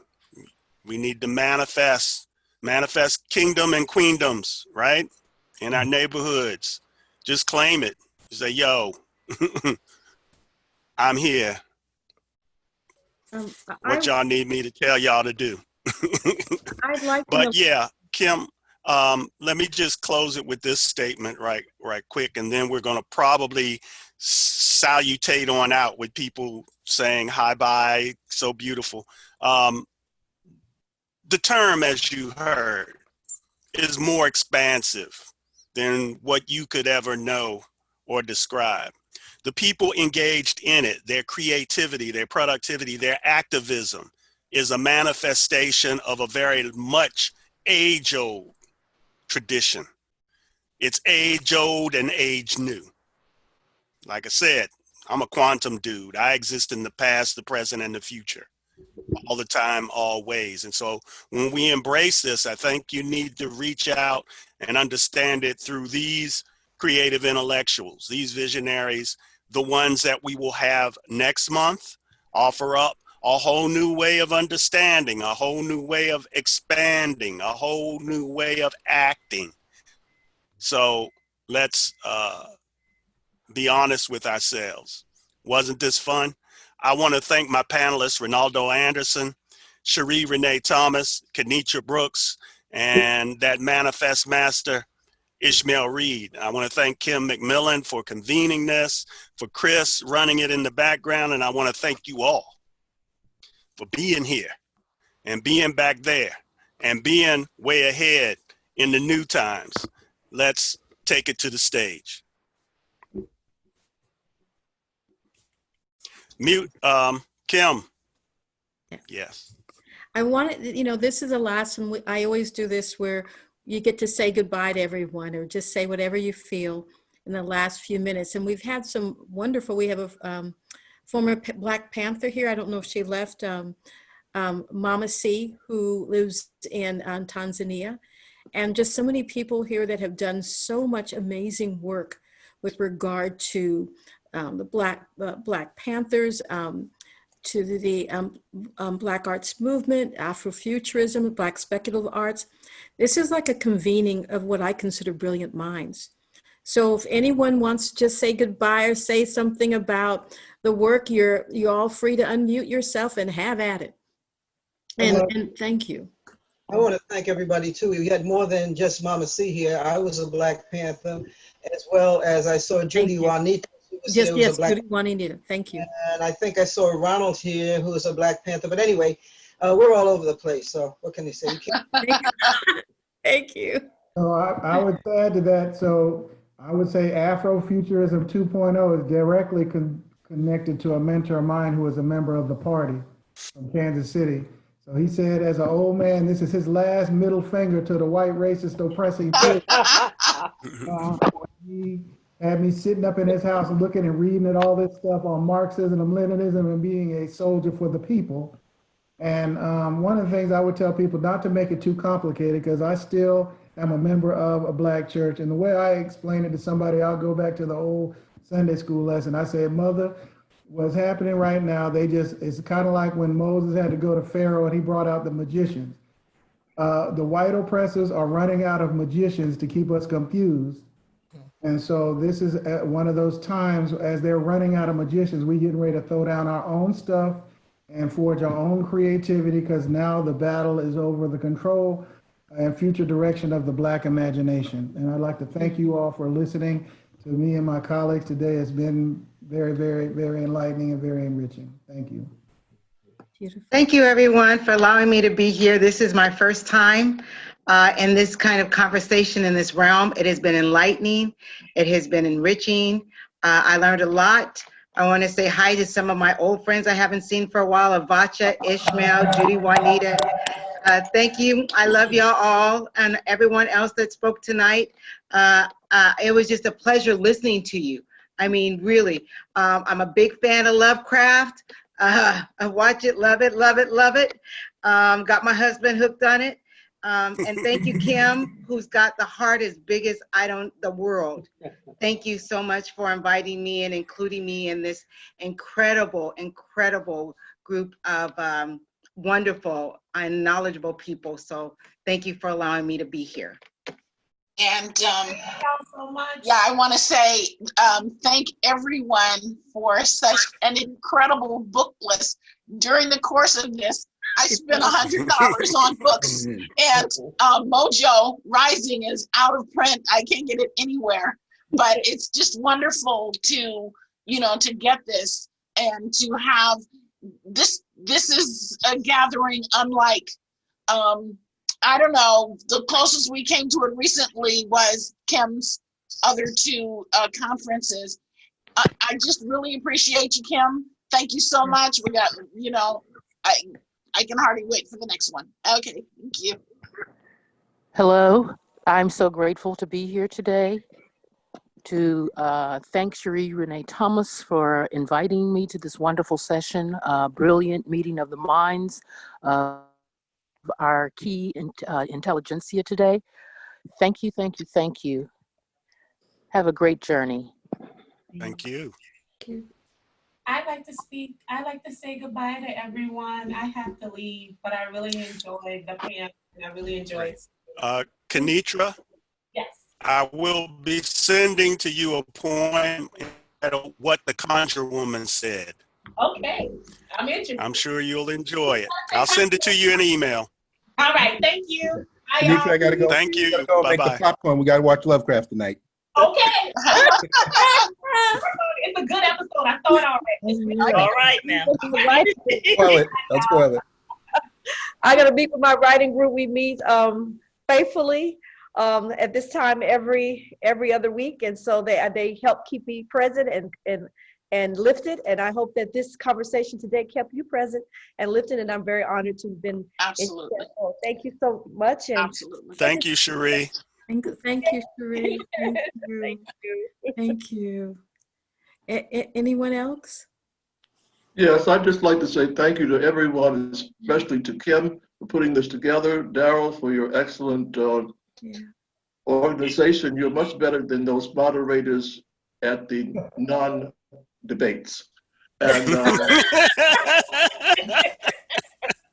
so I just want to say I'm looking forward to the next two programs, and I really appreciate the diversity of views that are being exposed here, and we're doing something that I believe we have to do. And as you talk about family, but I think when we talk about intellectuals, public intellectuals, academic intellectuals, and those intellectuals who are out there cutting hair, we have to have more conversations with each other. Yeah. Cool. Thank you, everybody. Enjoyed it tremendously. Look forward to the next two. All right, Leonard. Leonard. Yeah, Mr. Leonard will be in number 3. Thank you, Kim. Books in my library. What was that? I said I have Mr. Ward's books in my library. Oh, absolutely. Yeah, so do I. I hope I nailed his questions. I know some of you all have followed you since I was a graduate student. Michael Moore, it's good to see you, brother. Oh, Michael's here? It's good to see you as well. And this was brilliant. I just wrote that enlightening is the word.